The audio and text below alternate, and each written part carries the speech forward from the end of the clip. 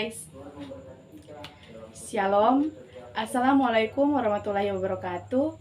Perkenalkan, nama saya Mayritz Trifitarani Muntiaha dengan NIM 22704069. Pada saat ini saya akan melakukan wawancara terkait isu gender pada masa dewasa untuk memenuhi tugas gender layanan kesehatan reproduksi dan seksual. Dan sekarang saya bersama dengan dua narasumber saya yang akan menjawab pertanyaan-pertanyaan yang akan saya berikan. Namun sebelum itu, saya persilakan kepada narasumber saya untuk memperkenalkan diri terlebih dahulu.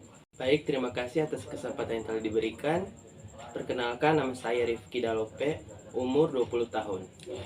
Terima kasih juga atas kesempatan yang diberikan. Perkenalkan, nama saya Anggrayanta Mamengka, biasa dipanggil Anggi, berusia 20 tahun.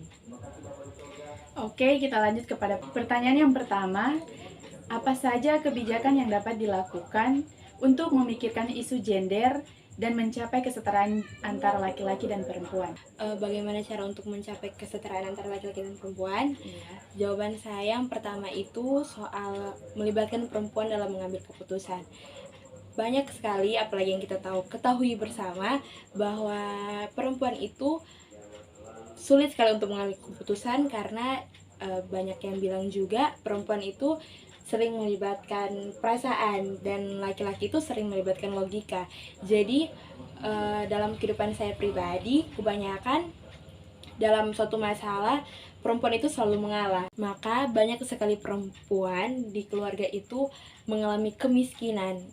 Jadi cara mengatasinya itu dengan cara bagi perempuan harus tetap lanjut bersekolah, misalnya kuliah atau maupun bekerja, karena itu sangat penting sekali untuk sebuah negara juga. Berikutnya pertanyaan yang kedua, menurut pandangan Kak Iki, bagaimana perempuan dapat mencapai kesetaraan dengan laki-laki?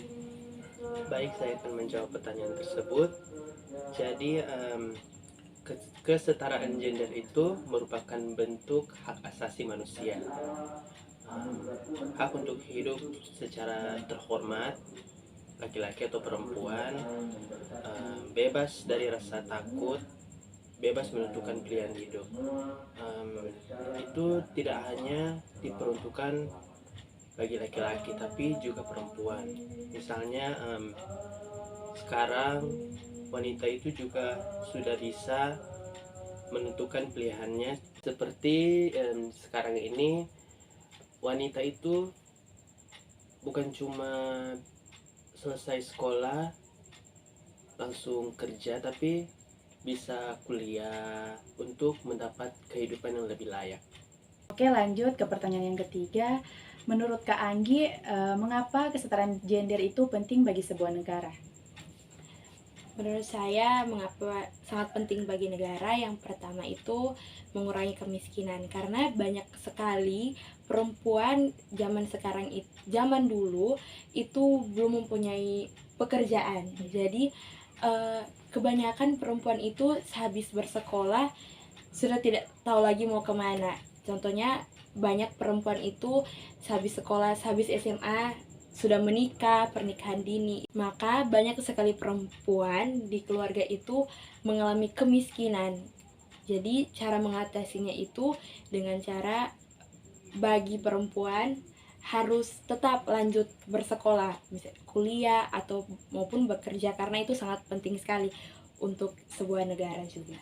Jadi pertanyaan yang keempat itu terhadap pandangan Kak Iki itu, bagaimana isu-isu terkait gender dapat berubah seiring dengan waktu dan budaya yang berkembang? Baik, saya akan menjawab pertanyaan tersebut.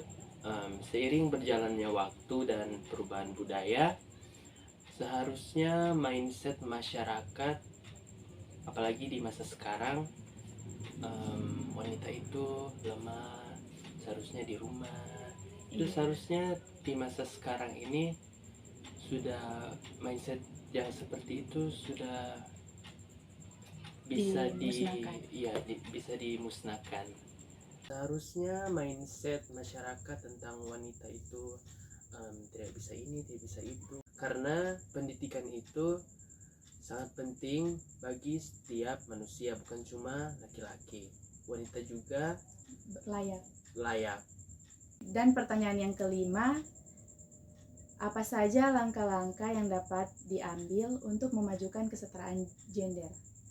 Menurut saya, langkah-langkah yang harus diambil itu bagi anak-anak, perempuan dan laki-laki harus menyelesaikan sekolahnya selama 12 tahun dari SD, SMP, dan SMA. Karena itu sangat penting bagi kehidupan anak-anak, remaja, baik pemuda juga.